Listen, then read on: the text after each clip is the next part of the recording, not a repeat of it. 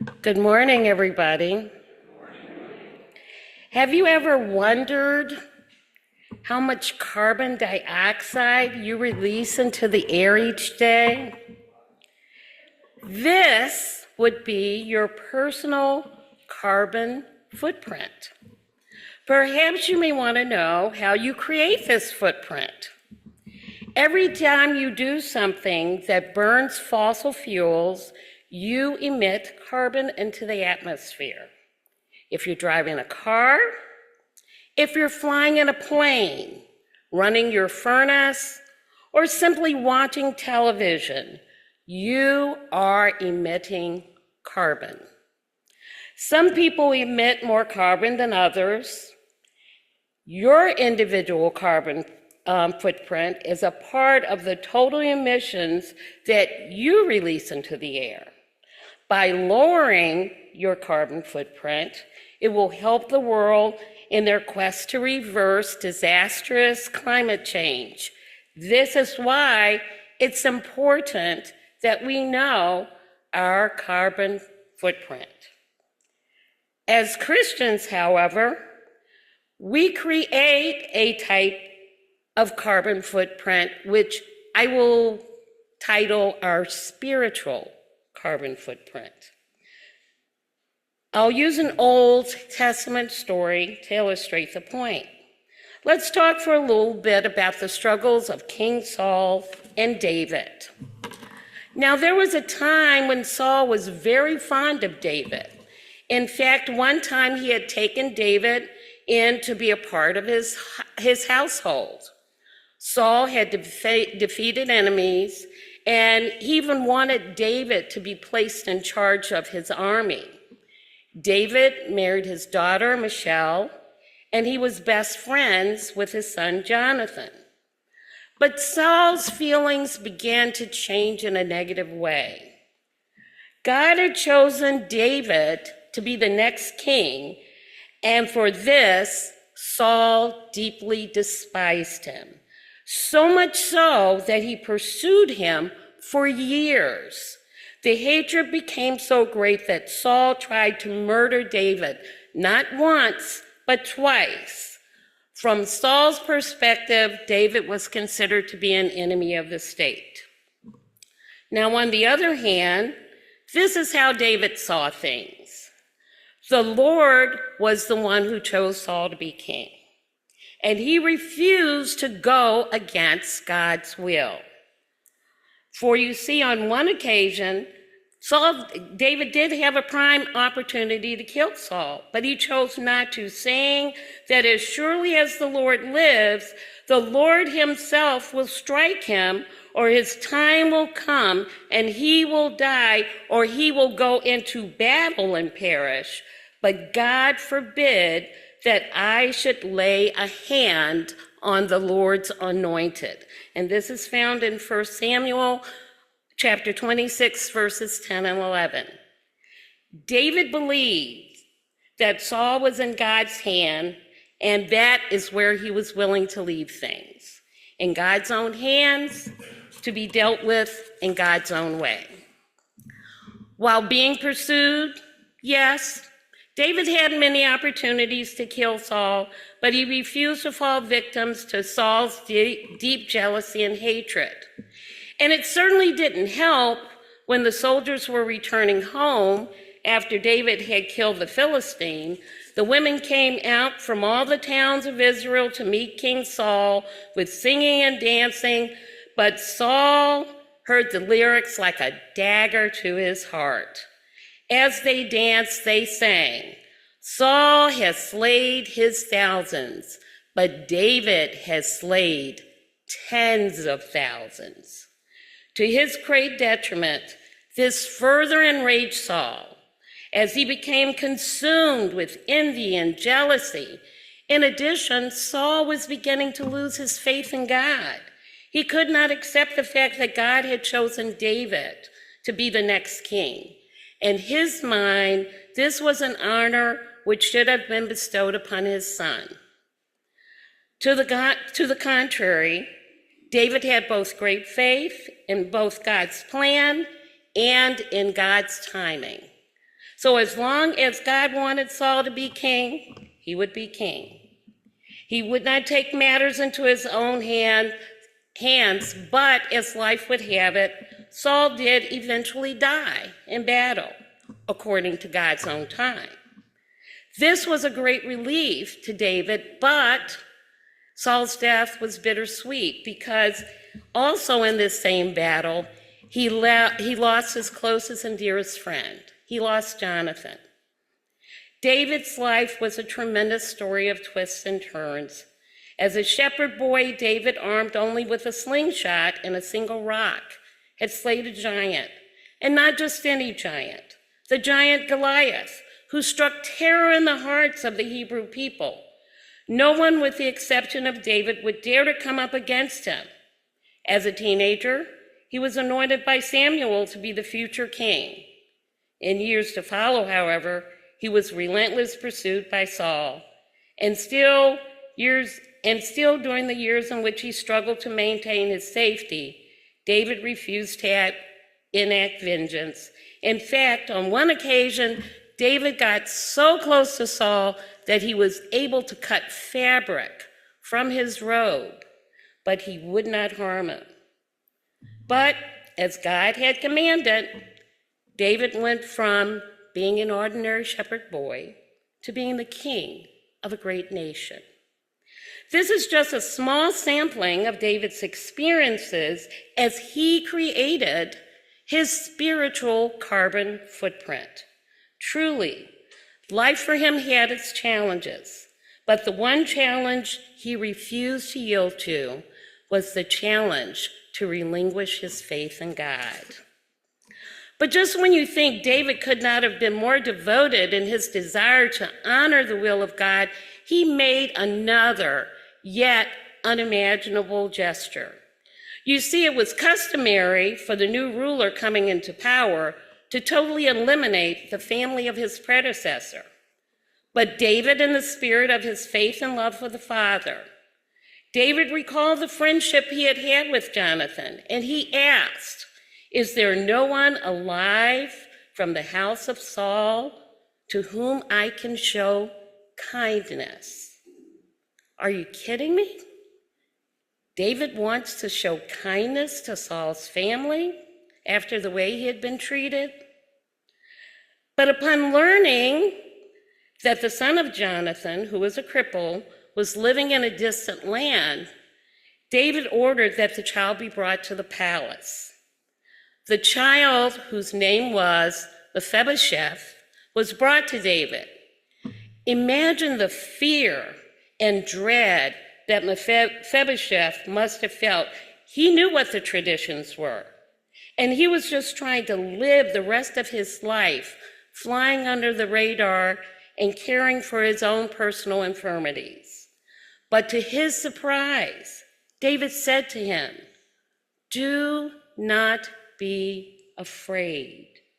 I only want to make good on my promise to your father Jonathan." So what did David do?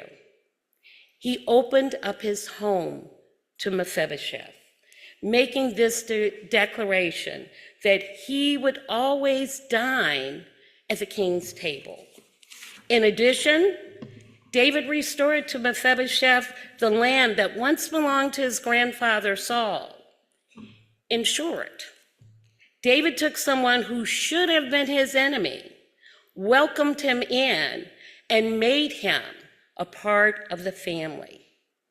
There is one word that comes to mind to describe David's actions, and that word is compassion. What could be a more compelling carbon footprint? The house of David could rejoice forever in God's creation because he had held firm to his faith. You see, faith in the Father is the cornerstone of compassion. And compassion is the essence of who we are as Christians, which is to fulfill Christ's commandment to love others as ourselves. Rejoicing in creation is not so much about what we are able to accomplish for ourselves, but what we can do to honor the Father by caring for each other. God is not looking for us to take advantage of the extraordinary opportunities that exist in our world, but instead he looks for those common occasions which are found in the small gestures that we can make, gestures of kindness, empathy, and generosity. As followers of Christ, we are hardwired to be in relationship with one another. And in a world that's so divided, the act of giving of oneself to those in need is a daily necessity, especially when we give freely to others, the way that Christ continues to give freely to us. Thoughts that arouse feelings of animosity, anger, jealousy, any other negative emotions, they can only weigh us down. But when we love with the heart of Christ, it moves us ever closer to him. In Isaiah 65, verses 17 through 25, he shares the word of the Lord, saying that God is about to do a new thing which will show his love for us. And we can rejoice in advance of this occurrence with his promise to bring tremendous joy. Why? Because the Lord delights in his people. And he will bring things into our lives that will make our lives much more glorious than we could ever think or imagine. Our lives will flourish, for we are in his divine care, both ourselves and our families.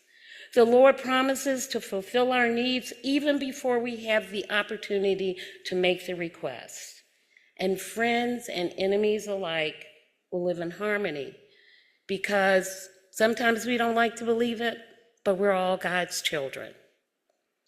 As part of our identity as member in God's church, compassion is something we are consistently called to display.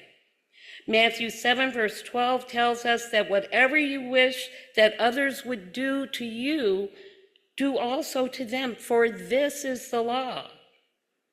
And remember, compassion does not create a to-do list of people you check off who are deserving. To the contrary, compassion is grounded in the fact that Christ demonstrated compassion towards us through his crucifixion, his death, and his resurrection. He does not wait for us to show ourselves worthy. And truth be told, Christ sees us for all of our brokenness, yet he still views us through eyes of grace. Just look around. We are living in challenging times. People are suffering from food insecurity. People are losing their jobs. People are facing the possibility of losing their health care. So what does this mean to the church? The answer is this: we have to be both hearers and doers of the word. In short, we have work to do. Jesus shared these words: when the Son of Man comes in his glory, the King will say to those on his right, "Come, you are blessed of my Father. Inherit the kingdom prepared for you from the foundation of the world. For I was hungry, and you gave me something to eat. I was thirsty, and you gave me something to drink. I was a stranger, and you invited me in. Naked, and you clothed me. I was sick, and you visited me. I was in prison, and you came to see me." Then the righteous will answer him, "Lord, when did we see you hungry and feed you, or thirsty and give you something to drink? And when did we see you as a stranger and invite you in, or naked and clothe you? And when did we see you sick or in prison or come to you?" And the king will answer and say to them, "Truly I say to you, to the extent that you did it for me, for one of the least of these brothers and sisters, you did it for me." Much like the Great Commission, Christ has given the order. Compassion is the thread that creates a direct path to the faith we share in the risen Savior. It is to be our moral compass and a unifying force binding us together by faith to a God who laid the foundation of the world. We are admonished to forgive those who transgress against us, respond to those in need with generosity, and to show kindness, empathy, and care. In doing so, we are taking a major step towards enhancing our relationship with a good, giving, and loving God. We can never underestimate the power of the smallest act of kindness. In Colossians chapter 3, verses 12 through 14, Paul shares these words: "Therefore, as God's chosen people, holy and dearly loved, clothe yourselves with compassion, kindness, humility, gentleness, and patience. Bear with each other and forgive one another. And of all of these virtues, put on love, which binds them all together in perfect unity." In my closing, I want to share a personal story with you.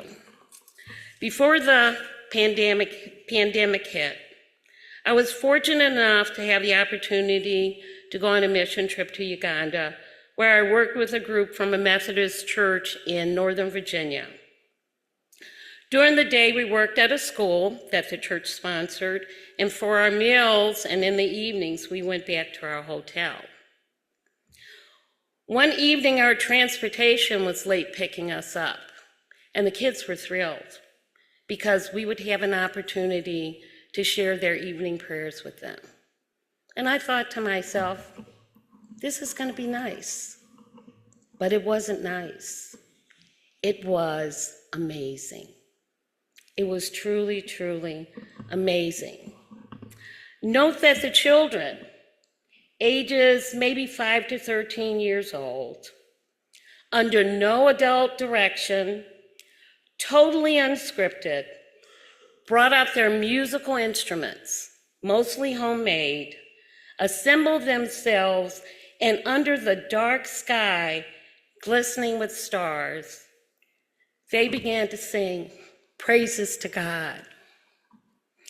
These were children, orphan children, who had no monetary resources, children who received 2 outfits of clothing per year, 1 outfit for school and the other for play, giving praise and lifting up their hands in thanks to God. Behind the shadow of my tears, I lifted up my praise with them. You see, I went on the mission trip because I wanted to give back. I wanted to do something for God, and I wanted to make a difference for others. But little did I know that what I would receive was so much more than anything I could have ever given. These kids, these children, were true examples of what it means to create your own spiritual carbon footprint. When we care for God's creation, when we care for each other, the reward that awaits us is great. Everything that we endure for his sake makes us worthy of his grace and mercy. We will not be judged by our works, but God does rejoice when we do his will. Now is the time for us to find joy in him and joy in his creation. I leave you with these 3 questions. Number 1, what will your carbon footprint reveal about you? Number 2, what will your carbon footprint say about your relationship to the Father? Number 3, what will your carbon footprint say about how you cared for God's creation? I'm going to answer this question for you in my own way, and I'm going to use words from a song that was sang long ago by Mahalia Jackson, and it goes like this. If I can help somebody as I pass along, if I can cheer somebody with a word or song. If I can show somebody he's traveling wrong, then my living will not be in vain. If I can do my duty as a Christian ought, if I can bring back beauty to a world upraught, if I can spread God's message as the Master taught, then my living will not be in vain. I ask you, what will your carbon footprint say about you? Amen.